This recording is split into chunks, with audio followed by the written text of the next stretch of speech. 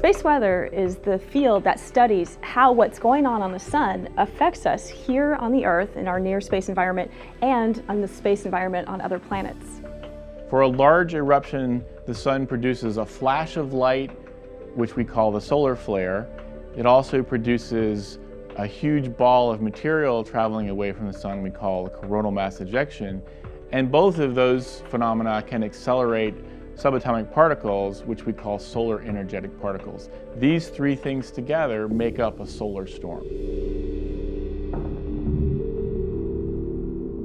A coronal mass ejection, or CME, is an eruption of plasma from the sun that shoots out into space, and it could affect us here at Earth. A solar flare is a huge release of energy that converts the magnetic energy of the sun into heat, into light. It accelerates particles and can really heat up the plasma in order of minutes to over 60 million Kelvin. Solar energetic particles are particles of plasma that are accelerated at the flare site from the energy that's released in the flare.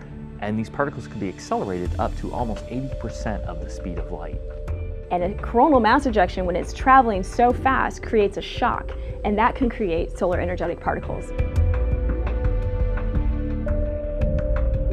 Solar flares and CMEs are all driven by magnetic reconnection. This is where the sun turns up the magnetic field, and then it causes oppositely directed magnetic fields to then annihilate.